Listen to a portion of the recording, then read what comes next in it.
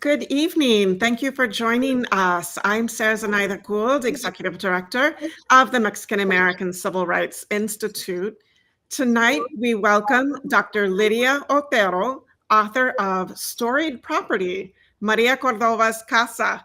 And we're going to hear all about this journey that Dr. Otero has been on for a number of years, documenting this house.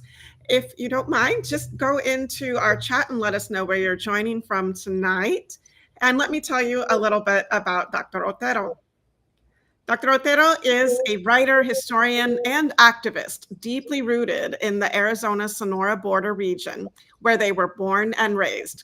They were a tenured professor in the Department of Mexican American Studies at the University of Arizona from 2003 to 2020. They were one of the founding members of Lesbianas Unidas in 1983 and were active in efforts including Lesbians of Color, Gay and Lesbian Latinos Unidos in Los Angeles, and the first National Lesbians of Color Conference. Their books include La Calle, Spatial Conflicts and Urban Renewal in a Southwest City, In the Shadows of the Freeway, Growing Up Brown and Queer, LA Interchanges, and their latest book, Storied Property, María Cordova's Casa, which was just released last fall in October of 2025. Welcome. Wow. Thank you, Sarah. Thank you for inviting me. Thank you, MACRI, for having me. It feels familiar because I was here in 2020. That was a great experience and a very fruitful experience for me to talk about In the Shadows of the Freeway. So now I have a new book, and I appreciate having this forum to tell people about it.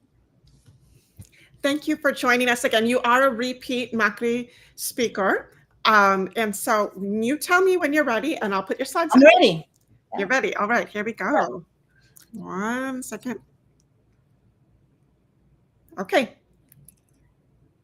All right, next. So, as Sarah said, this book was released in the fall and it's available at Tucson bookstores.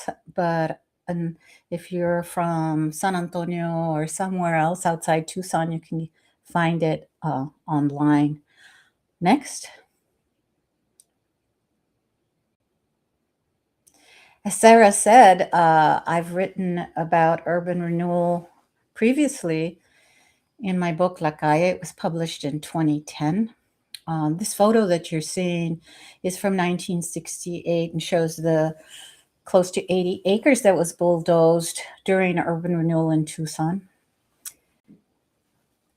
The actual demolition of structures began the year before in 1967, and over 2 years, the city of Tucson destroyed 269 structures. Some of them were multi-occupancy units. So that's a lot of structures, a lot of homes. Some of them are more businesses too. So just to break it down, Mexican Americans accounted for 63% of those displaced. African Americans accounted for 27%. Anglo Americans for 9%, and Chinese Americans for 1%. Now, as you can tell in this book, I write about this big area, this 80 acres. So I consider my book Storied Property to be the sequel to La Calle, but I focus on one building, one structure to tell this larger story. Next.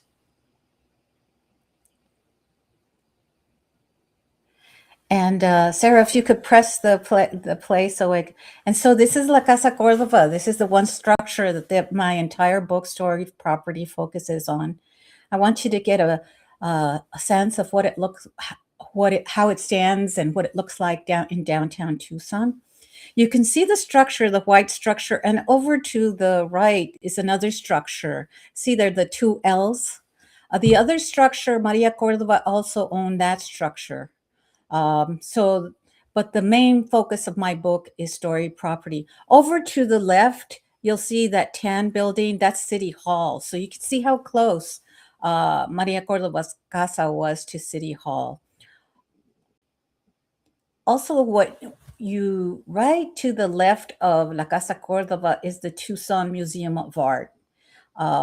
That's a big deal in this story, and they're located very close. And the Tucson Museum of Art is actually the caretaker or guardian of La Casa Cordova currently. Next. Maria Cordova appeared in newspapers extensively. I don't really want you to read the newspapers. I just wanted to show you that it's surprising how often she appeared in the press, but how little people know about her. Now, she was far from ordinary. And of course, I'm going to say she's far from ordinary because I wrote this book, right? But I detail how she got pushed out of history, even as her home became a monument, right? It's La Casa Cordova.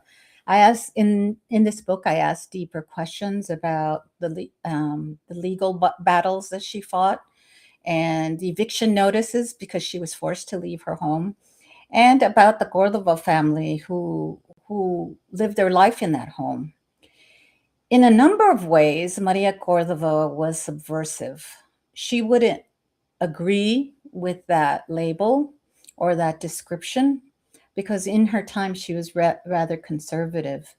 But she resisted the power of eminent domain. And the power of eminent domain is the legal process that allows the government to take private property for what they claim is the public good. And so I'll be saying eminent domain a few times in this presentation. And eminent domain is what forced her to leave her home. In the 1970s, the preservationists that I'll talk about will dismiss her, and I'll give you a few examples. But I take seriously in Storied Property the story she told and the changes that befell her neighborhood, because as she's in her house, in her casa, I mean, all these changes are happening around her, and big older buildings are being torn down to make parking lots. Big proposed projects downtown. And so she can see this, and her family can see this approaching urban development. And I'm also going to tell you what happened to her house after it became a museum. In 1890, Maria Cordova was born in 1895 in Sonora, Mexico. Both of her parents were from the prestigious classes. Her wealth and privilege was beyond most people born in Mexico in 1895. She had private tutors who taught her how to read and write English and read and write in Spanish. She learned how to sing. She played the piano, and she could speak French, and she could paint. Next. This is one article that features Maria Cordova. Notice it's in 1951. It will get reprinted again, so it appears often in the local paper. The author of this column refers to her as one of Tucson's living historians and attributes to her a depth of knowledge that reaches back to the early days of the Old Pueblo, which is a nickname for Tucson. She's interesting. Her relationship with journalists and the press is interesting. It's like she woos them and she courts them. And I'm going to read you what I wrote in my book. So beginning in 1940, several newspaper articles about Maria Cordova appeared in the local press. None of them mentioned her speaking at public events. Instead, she chose to engage the public through print media. She often submitted letters and was a willing interviewee, choosing to tell her story only from within the walls of her home. She treated her history with care. Like her home, it required safeguarding. Although a section of her house served a commercial purpose, she only allowed special guests into her inner sanctum. When Cordova shared history with journalists and historians, it was one-on-one. as if sharing a secret. This type of exchange required reciprocity, and she gained confidence through these interactions. And often journalists will write how thrilled they were to sit inside her living room next to her piano, next behind, in a room full of old photographs and books. And so she sets up this like atmosphere for the journalists. Next. And she's rewarded because, for example, Buman publishes many columns on her family. You can see her mother in the wedding dress from 1887. Her father worked on the railroad, and then her great aunt Refugio. So she appears in the paper many times, but that relationship she forms with journalists was interesting to me. Next. She's also a painter. Her paintings appear in the paper. The middle article shows you that she had an exhibit in 1965 at the Arizona State Museum, and the next photo is of her next to one of her paintings. Painting allowed Maria the opportunity to further impressions of her as cultured, as respectable, and she painted sites that she knew and or that her relatives had told her about, her older relatives had told her about. So there's sites from the past and about people who inspired her. So painting offered Maria another way to control the narrative. And she's very good at it. And she used her artistic talent as a form of storytelling. Next.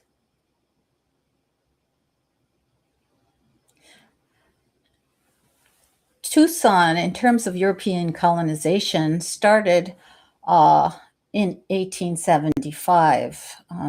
You'll see two renderings of the presidio or fort built by the Spanish when they colonized Tucson in 1775.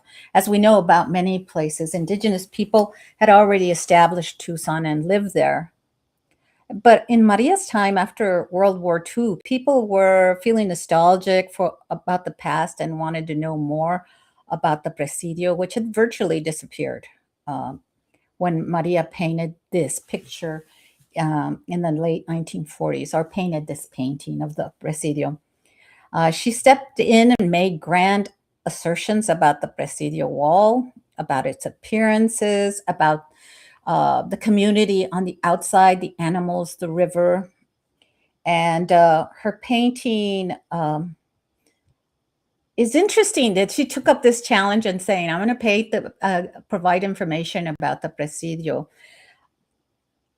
There's no site plan. There's no map showing the original layout of the presidio or the building arrangement within the presidio. No information like this has ever been located. In fact, I was just with somebody this weekend, and he said, I can't believe there's not a map of Tucson before 1862. And up to this point, there isn't. And researchers have tried to look through documents and excavations to find out more about the presidio. And archaeologist Homer Thiel explains that today's walls are lost, buried in the heart of Tucson, below streets, below sidewalks and buildings. We have no contemporary descriptions of the wall. Instead, we rely on accounts preserved by people in the 1920s and 1930s, and as a result, have many conflicting details. And so that's the reality of trying to find out something about the past. But it's gutsy that she took on this challenge. And any rendering of the presidio will be interpretive, even if scholars prefer the drawing on the left because it's by a more scholarly professor. It's interesting to see what Maria Cordova offers, because she offers more information that she picked up mostly from her great aunt. Next. I showed you a bunch of papers and newspapers and how I relied heavily on newspapers. In this book, I do something new. If you could play the video, Sarah, on the, yeah. If you go to that QR code, it'll take you to what I call an interactive gateway. And each chapter in the book has supporting materials that I mentioned throughout the book and the newspaper. I include drone footage, photos, extra photos. I think people will want to see all this stuff and know all this stuff. I think that it was fun putting it all together and see how it works. I thank my funders in this. It gives me an opportunity to thank the Southwest Foundation, who paid for the website, for the drone footage, and for the reproduction of documents to feature on this website. So I'm going to take you to, say, just chapter 5. And if you press on that, it'll take you to chapter 5. And you'll get to see all the articles that I used to construct chapter 5. So you press on them and you can go to the articles. It's not the actual newspaper articles. It's a transcription of them because of the legalities of it all. So the minutes from the city council meeting, am I the only nerd that likes all this stuff? Because I think it's fascinating. So this court case, I'll talk about it later. It's the eminent domain case where the Cordovas stand up for and try to stay in their house. This document in itself is 212 pages. So, I mean, I could include some information about this, but certainly not all the article. And I'm glad I got a grant, because I had to pay to get the copies, and it was fairly expensive. But it's there. I think I'm going to keep it up I can't promise that it's going to be kept up in 10 years or in 20 years, but certainly for the next 5 years, for the first edition of the book, readers will be able to check out the documents that are mentioned in the chapters. Next.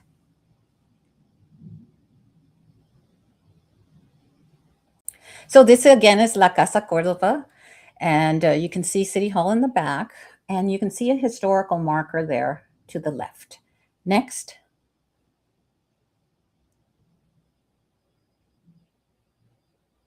Here's the historical marker. It's in English and in Spanish, and I'm going to read it to you because it's hard to see.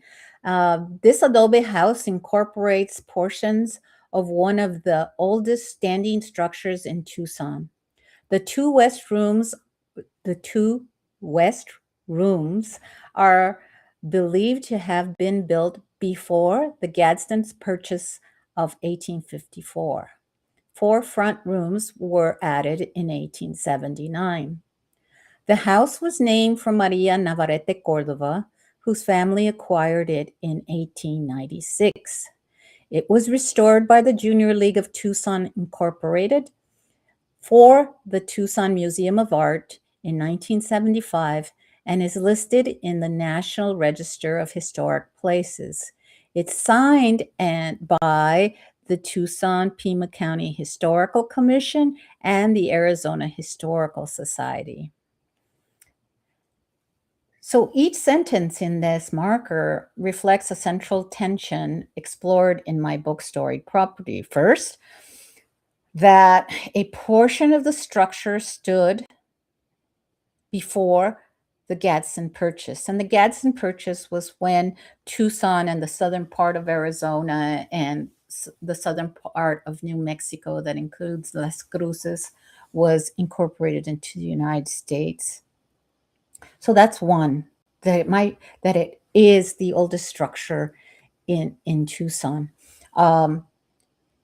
Second, it says that a woman, it was named for Maria Cordova, and it tells you that the restoration project was led by the Junior League for the Tucson Museum of Art. The Tucson Museum of Art changed its name, but used to be the Tucson Art Center. Sometimes you'll hear me mention the Art Center. But one of the things that stands out in this plaque, because we look to these kinds of markers for accuracy, right? It says that 2 West rooms are believed to have been built before the Gadsden Purchase. Here, they deliberately use vague language, are believed, to lend authority to this claim without providing evidence or naming a source. But in this case, Maria Cordova is the source of this claim. In her first newspaper appearance, like 30 years before this marker, she was already telling people that La Casa Cordova, or her home, was built before the Gadsden Purchase. So this is one example of experts and preservationists that I'll talk about later in this presentation approved the marker, kept Maria's assertions, yet refused to credit her as a historic, as an authority of history. And her name is etched into this house and into a bronze plaque, yet her presence and her resistance and her role as a teller of history has been minimized. Next. Now it gets confusing because I'm going to tell you about Maria's Tia Cuca, or Refugio Lombard.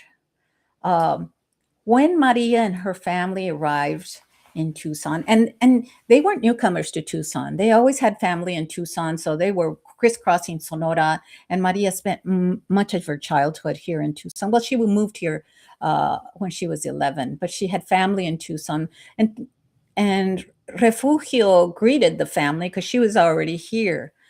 It's clear that she's here by 1875 because she got married in 1875.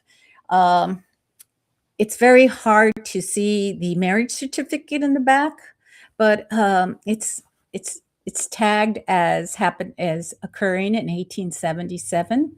Here's a translation of it. It says that Manuel Carrillo and Refugio Diaz got married in 1877, and they both lived in Tucson. And it tells you who was there and who performed the marriage ceremony.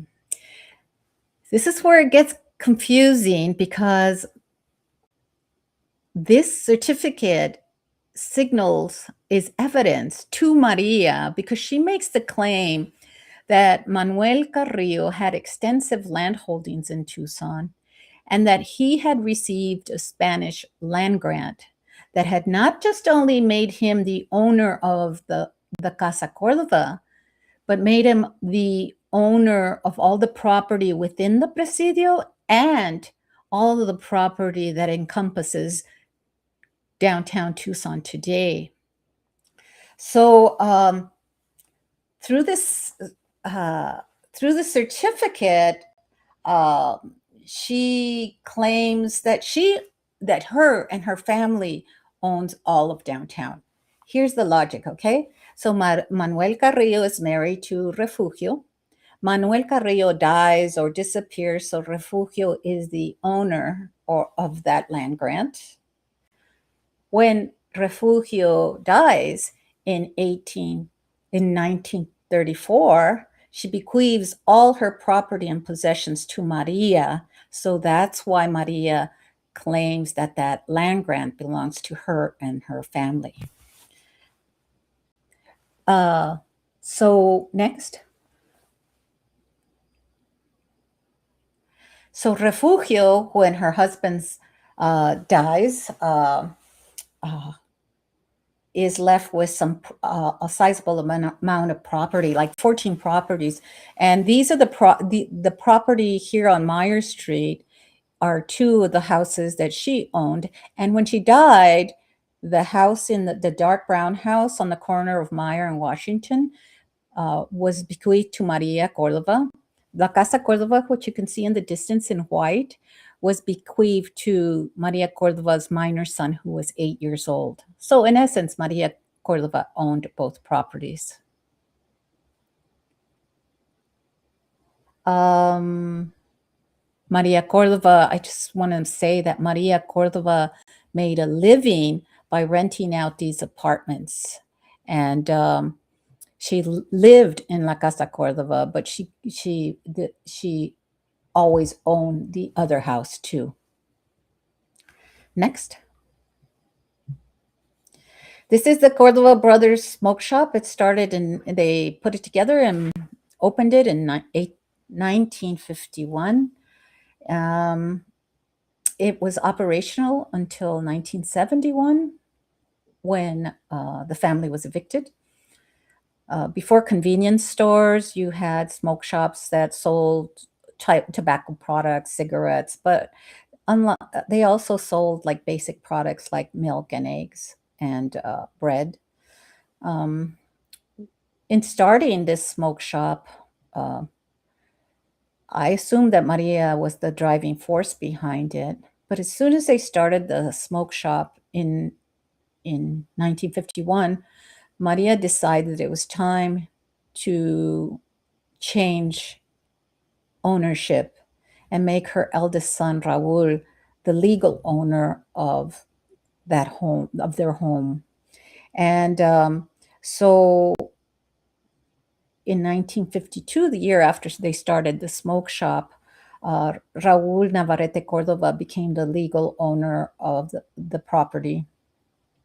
He stands out because Maria selected him to carry her banner. And I interviewed one of the cousins, and he told me that often they'd be at parties or gatherings, and Maria would say to people, make it clear that Raul was going to be her accomplice, or the person that she entrusted to protect the family and their properties. She would say to everybody, este va a ser abogado, which translates into this child is going to grow up to be an attorney. And as the firstborn male child, in keeping with patriarchal expectations, surely Raul must have felt a lot of pressure. But after serving in World War II, he got a university degree and he attended law school. Next. This is the layout of the Cordova house. You can see where the business is, the smoke shop. They lived in the other rooms 1 through 5. And certainly this arrangement blurred the lines between family life and public interaction, creating a living space that was active and deeply rooted in the community. Today, urban planners would refer to this, the smoke shop and the family living there, as placemaking, because it describes placemaking describes practices where people use their homes, use their storefronts, and sometimes their sidewalks to claim visibility and shape community life. I want you to kind of remember, I'm not going to test you, room 6. It's a store. The Cordovas use it as a storage room, and it was a detached structure. And just to reiterate what it says in the slide, that rooms 4 and 5 were demolished by preservationists when they took over the house. There's no record. They never provided a reason for it. Perhaps in their eyes, it wasn't. They weren't historic enough. So when I said that the journalist came into Maria's room and found it fascinating, I'm thinking it was room 3. It could have been room 2, because there are no photographs of the house before preservationists changed it. But she had a piano, and that would have taken up space.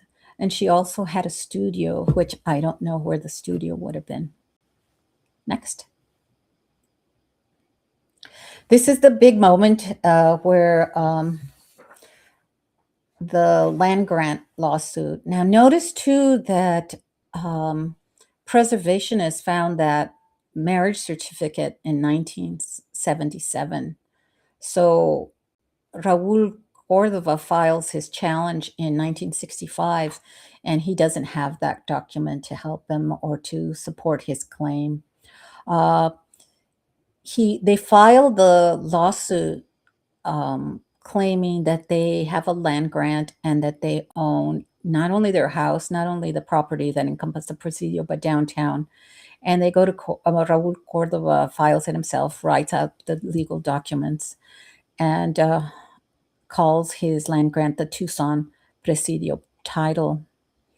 Now, it's interesting that it happens right after, well, not right after, a few months after the city of Tucson expanded the boundaries of urban renewal to include the Cordova home. If that wouldn't have happened, I wonder, and it's questionable whether they would have filed this legal action. But it was an important moment, right? Bringing this lawsuit and bringing this claim to court. Notice he's filing. He paid. He's going against the U.S. government and the city of Tucson, and that's a lot of work. That's a lot of attorneys that he himself had to fight against. He was up against some formidable opposition. He wasn't as well researched, resourced as the opponents, and of course, it's not surprising that the case was dismissed about a year later. On November 1st, 1966, the case was dismissed. This document I didn't highlight in yellow, but it's available through the QR code in case you want the case. I have a couple of things to say about the case, because what other options did they have? They want to stay in their home, so they try this as a tactic. But also, by filing the lawsuit, they're sending a message to the city. They're messaging that they're not incidental to this place. They're messaging that they have a history tied to the land. They're saying, hey, we're not going to be easily dismissed. And they made it clear they would not leave quietly. And that the other message was, hey, we know how to use the legal system and we're going to defend ourselves. Next.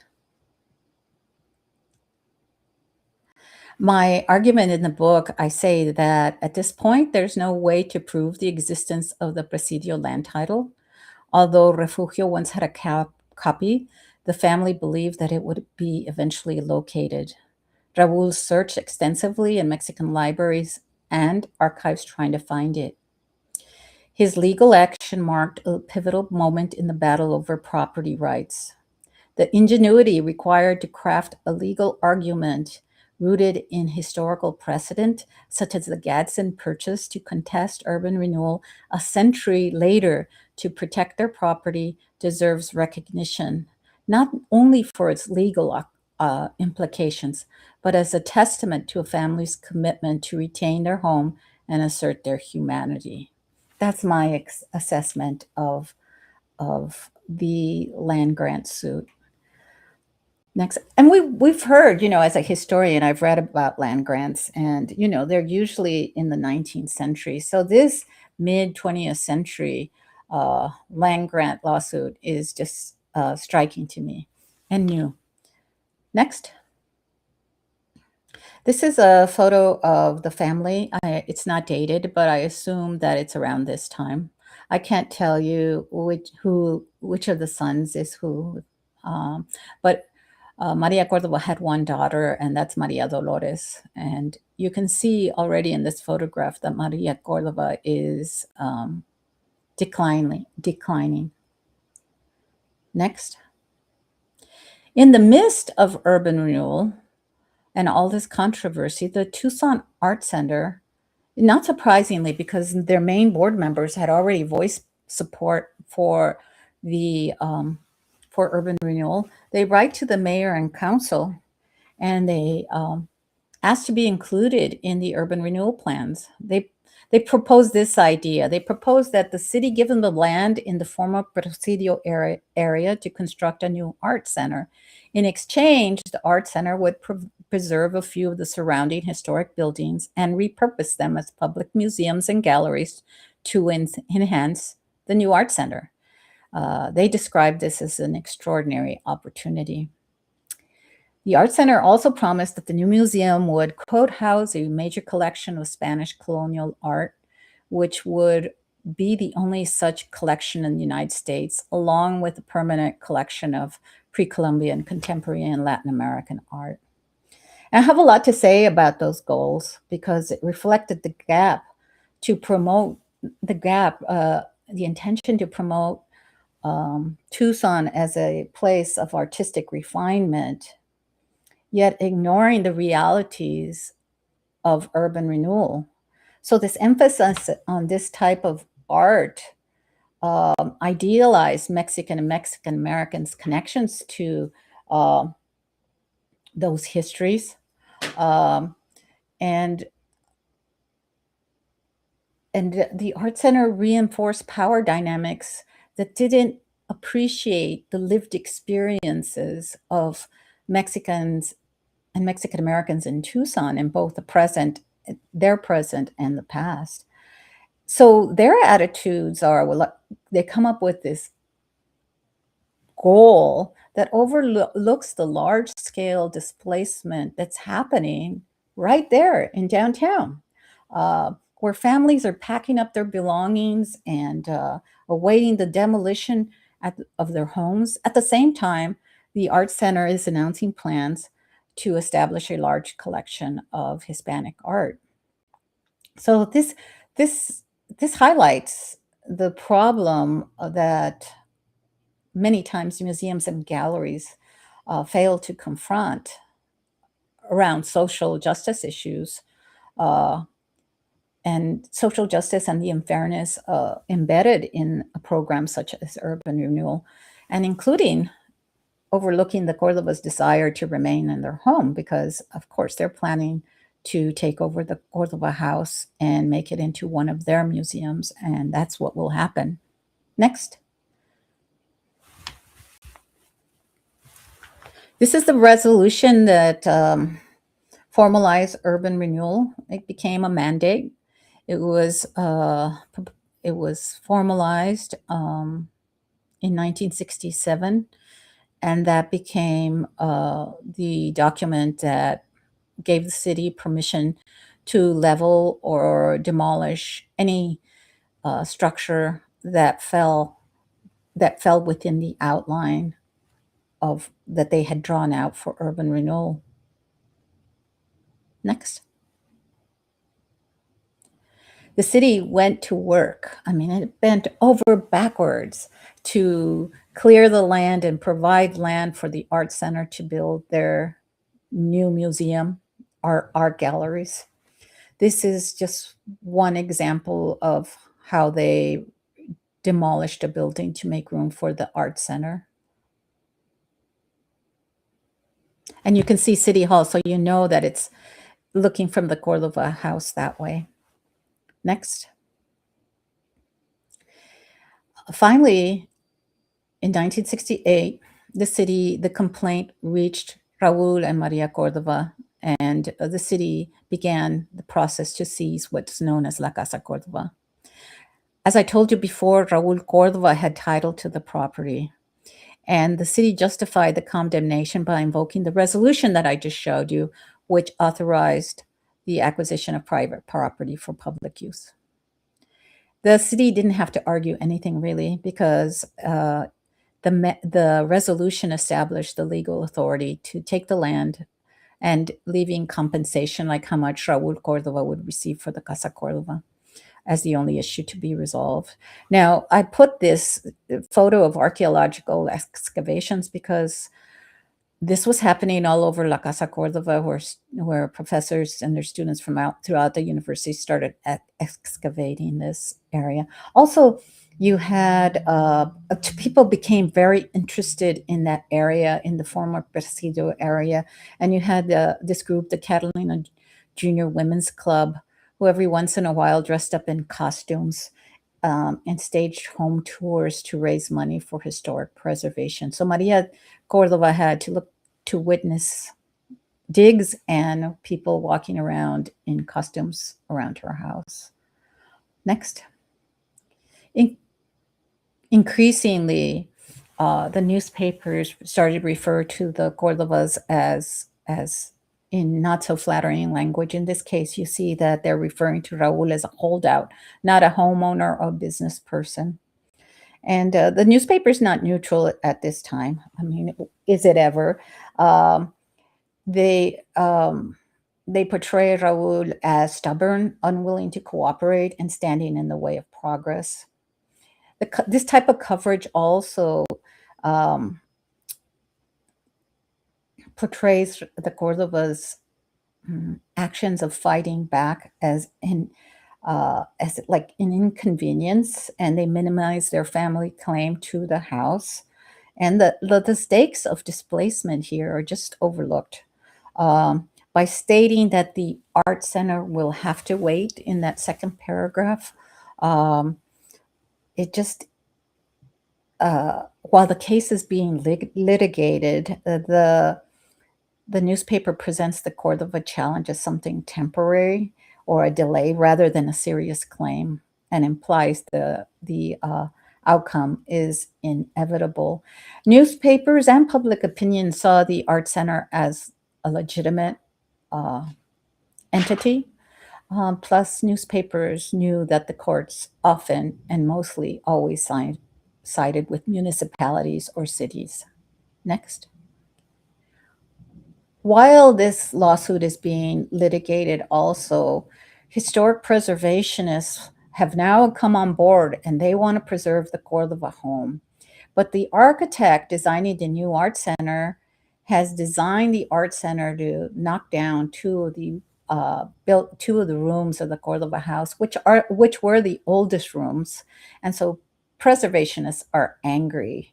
And the architect refused to amend his plans. He said, "If you want something new, hire a new architect." And interestingly enough, the city of Tucson and the Tucson Museum of Art board supported the architect's plans.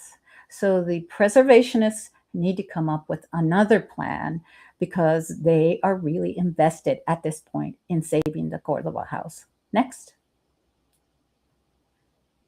The final ruling came down after many, many appeals. Uh, the condemnation of the Cordova house was upheld in court.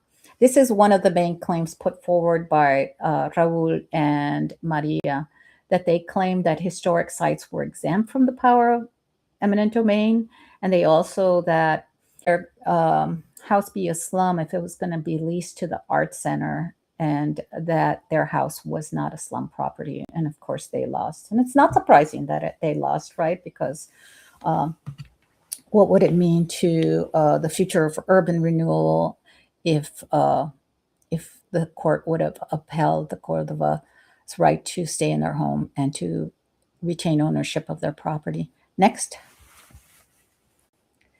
The preservationists moved quickly and decided they were going to place the house on the National Register.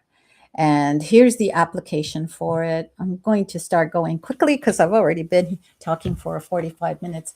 But you can see that there's mistakes made on the form. And the biggest mistake is that they list Maria Cordova as the owner when Raul Cordova is the owner.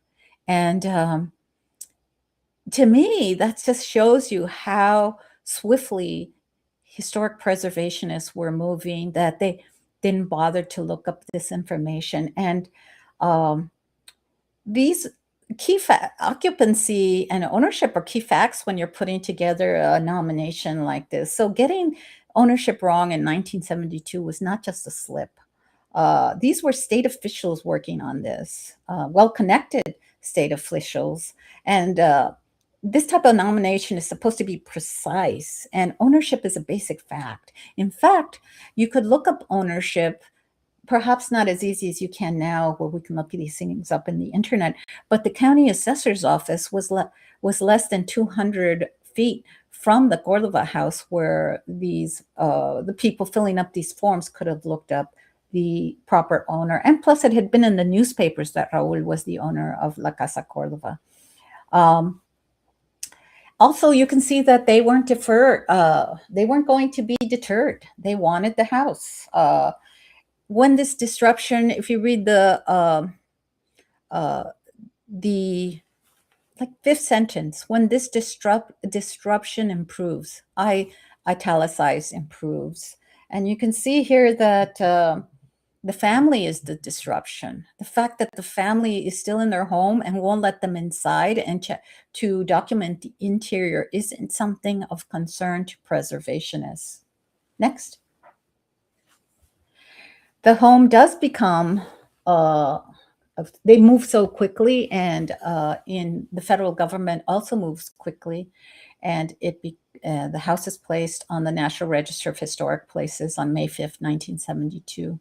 That this ensures that the house will be protected and there won't be any modifications to the house.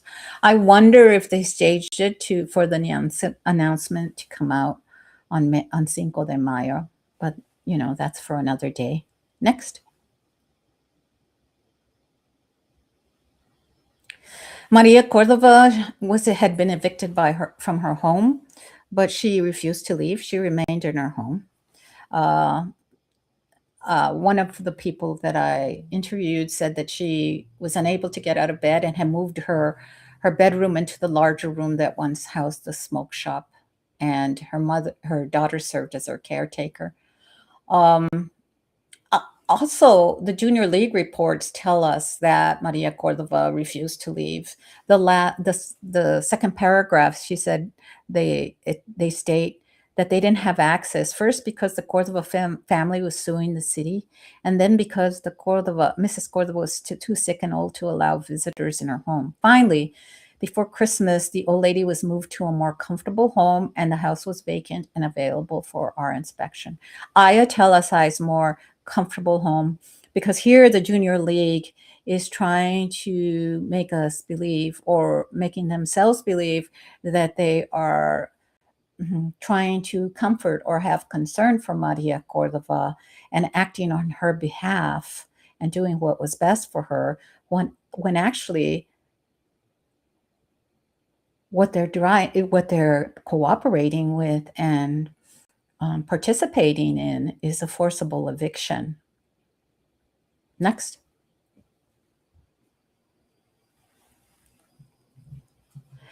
So the Mexican Museum opened in La Casa Cordova in 1975. As the former slide, if it wasn't clear, Maria Cordova left the house in January of 1973. So once she left, they started working on the house.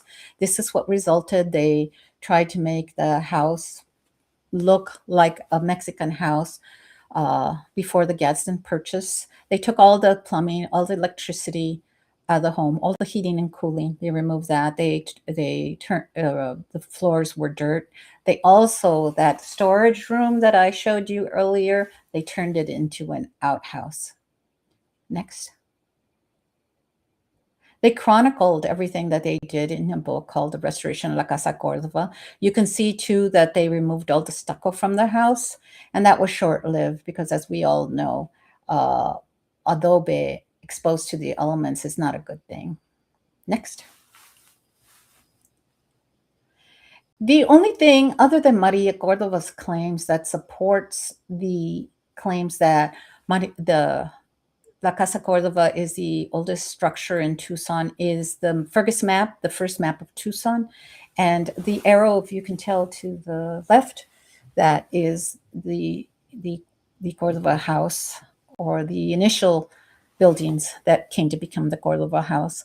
I don't know how preservationists figured it out. They never justified it by, did they measure it? Did they contract somebody to figure it out? I don't know, but Maria Cordova's claims are the only thing really that confirm this, that speak of this. And And for right now, and in the 1970s and to right now, that's what all we need, apparently. Next. In the Cordova house, if you go, Luisa Tena comes along, and she has built a beautiful nacimiento, and you've got to check it out. This is just gives you a little idea of it, but it's very beautiful, and it's the thing that is just stunning that attracts visitors to the Cordova house. Next. I started writing this book in 2013. When I went to the Cordova house, it other than the San Nacimiento, you couldn't enter the other rooms. I entered. I took pictures of it, and they were using the Cordova house as storage. But between 2013 and 2017, a lot has changed, and I've got to give the TMA credit for reopening La Cordova house, and so people can walk through there. Next. Okay, so I'm going to skip this video. It's showing you that I'm pointing out Maria Cordova's photographs in the house. Sarah, if you could start playing it, you can. How important it was for me to see her images back in her house in 2017.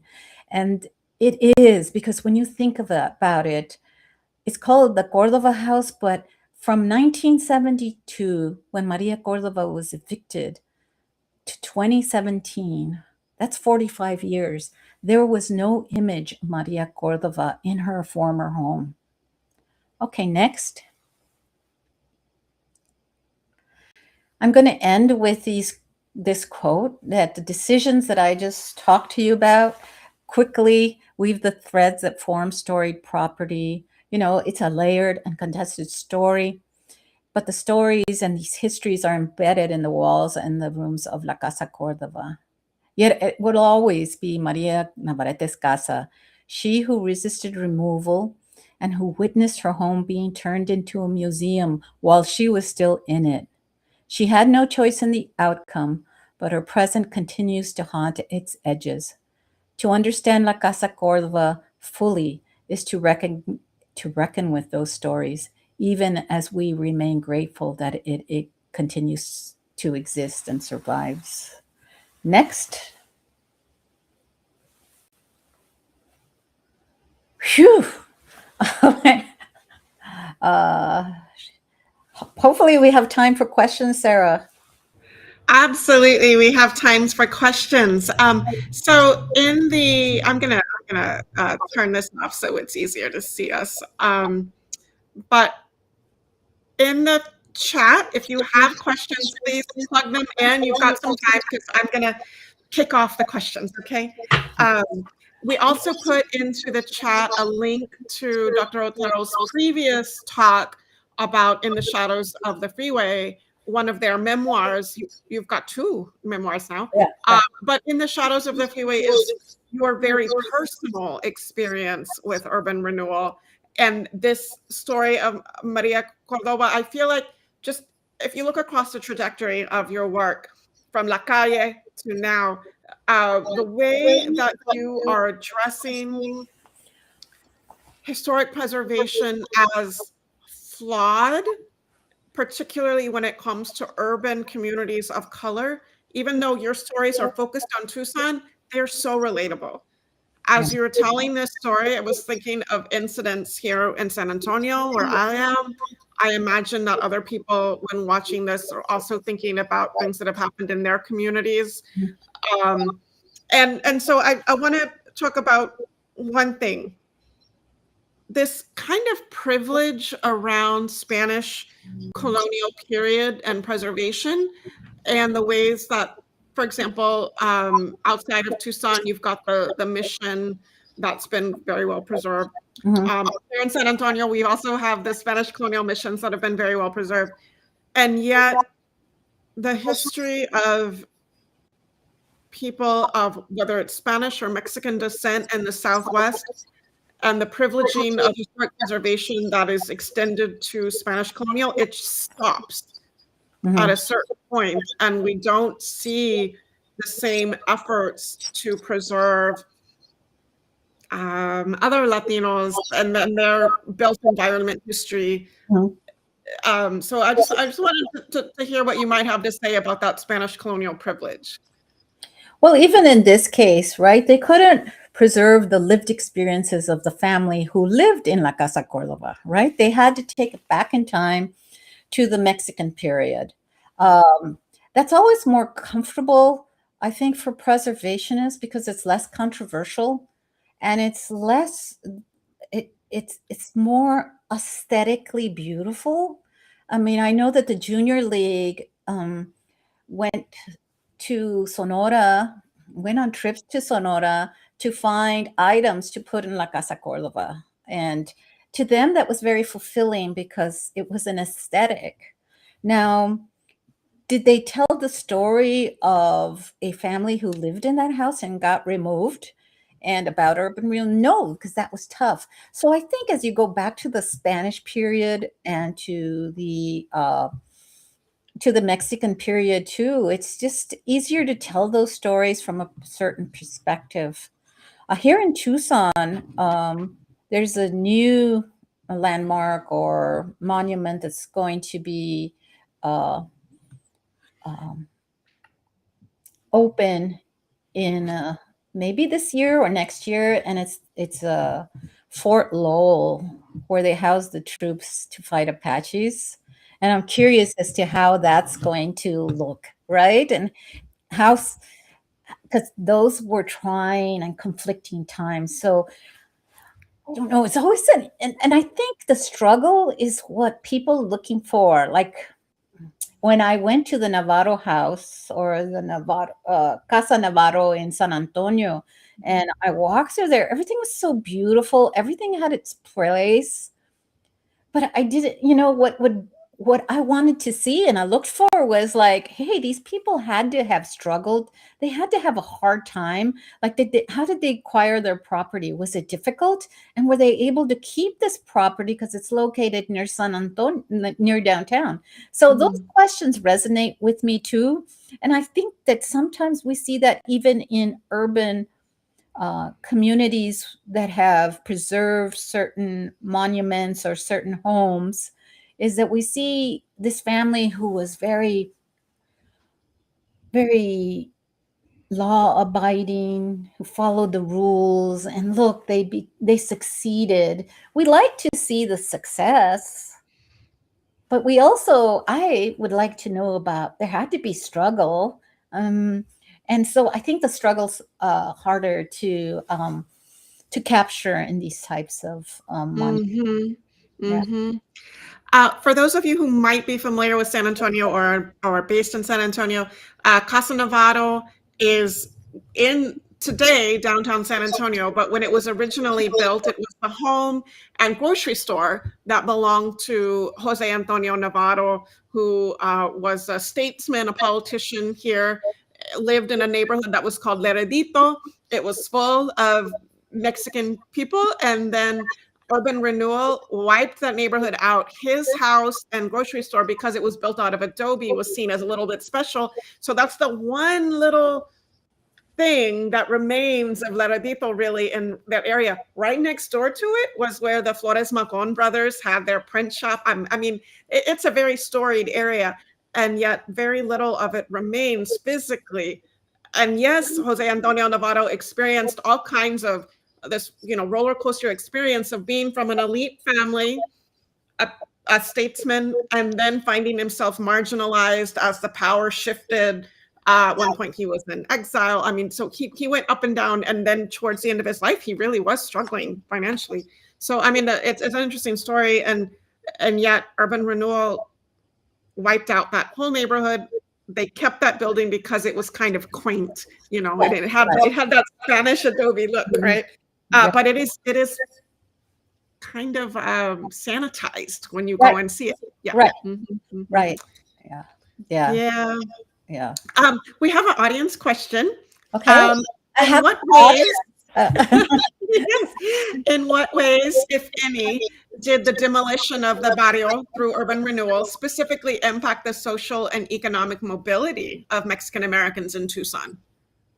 Well, I think that it the shops that were catering to Mexican Americans, that provided Mexican American goods, Mexican American services, even if they were small shoe repair shops, I mean, those were eliminated.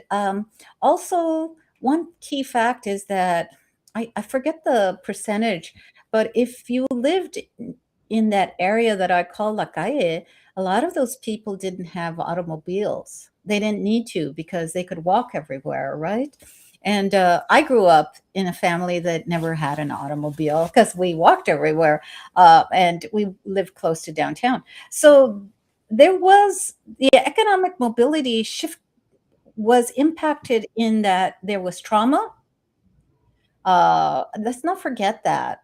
Um, and there's anger towards the city. I know my parents were very angry. And I was just talking to someone about the lingering effects or the lasting effects when your own city does something like this. And I remember somebody telling me, hey, when I read La Calle, I realized why the old timers in my neighborhood are so resistant when the city comes to them and say, hey, we want to give you a new water heater. And they tell the city workers, we don't want a water heater from you. We don't want anything from the city of Tucson. So I think that in itself, those attitudes factor in terms of like, how mobile are you going to be if you are affected in this manner and disassociate with your own city and with the goals of its city? Like, where do you fit in? And so I think those kind of questions also impact mobility. And, those are like soft questions. I mean, I don't have the economic data, but imagine that all these people that were downtown had to move to the south side because housing was cheaper. Yeah. And there's new research around the toxins and environmental hazards in the water affected the people once they moved to the south side. That's where the water was contaminated. So, I mean, there's a lot of connections there. I was wondering if you could mention the parallel that you draw between Maria Cordova and Juan Seguin. Yeah, right. Because he came to mind because he follows the rules. He supports the establishment of this new state of Texas, and he does everything he's supposed to do. And at the end, he's like, he has to leave town, right? He has to, and so, and Maria Cordova was a Republican and supported Barry Goldwater. I mean, she followed the rules. She stored. I mean, I heard that her family would stand on the corner with Goldwater signs. So I don't think she ever thought that this would happen to her, and I think that's why it was just hard for her. And the fact that when she stayed in her home, her sons had moved on. I don't know where they had moved on, but the fact that she stayed until the very end, till she couldn't, I mean, it's just a powerful statement because, she was as Spanish, you call her terca, but it must have been a blow to her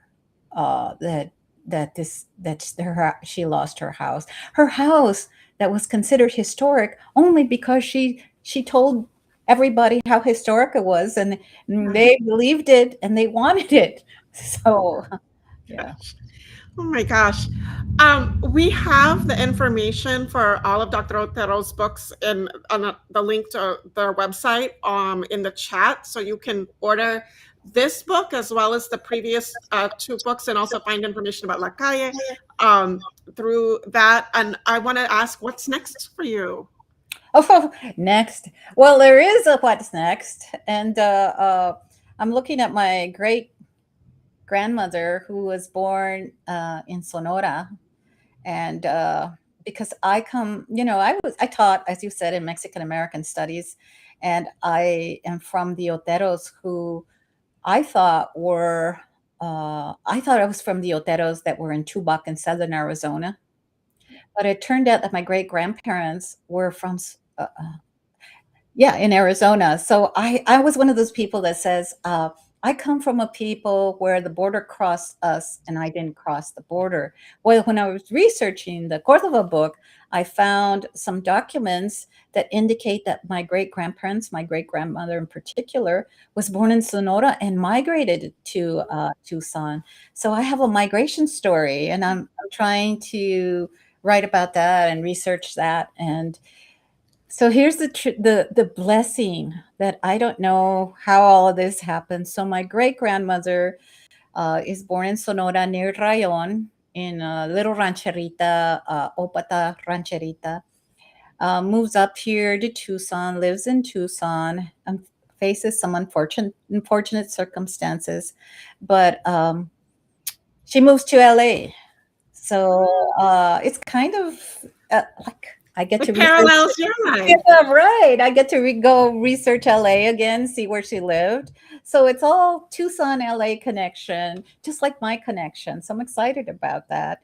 I'm taking it slow though, because I'm still recuperating from this Maria Cordova's Casa. It was like, I don't know, it was intense writing that book. I still haven't gotten over it. But I have to leave it behind.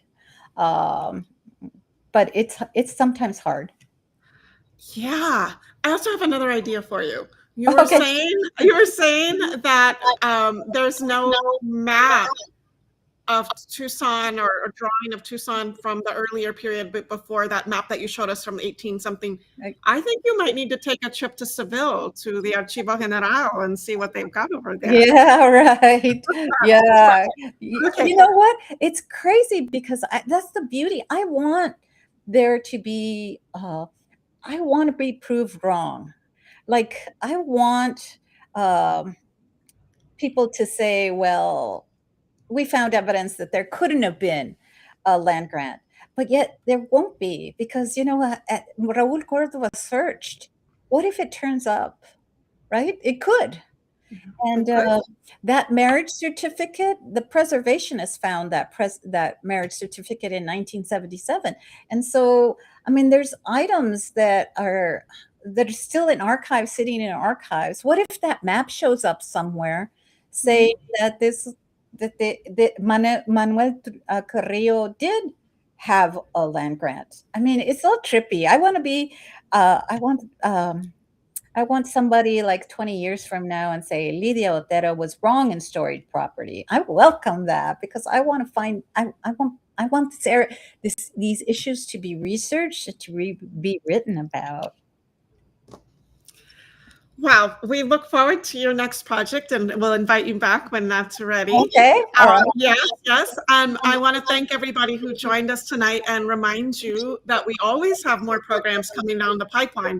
If you're in San Antonio next week for Cinco de Mayo, we have a special talk at the Bazan Library about General Ignacio Zaragoza, a Tejano by birth, to talk about his birthplace, his life, and Cinco de Mayo. And then also, wherever you are, we will be having our MACRI symposium May 29th and 30th. You can come and be there in person in San Antonio, or you can watch online. So we hope that you will go to our website, somosmacri.org, find out about our upcoming programs. We have a lot of cool things coming down the pipeline. We hope to see you again soon. And thank you so much for being with us, Dr. Otero. Always great to see you. All right. Thank you, Sarah. See you all. Have a good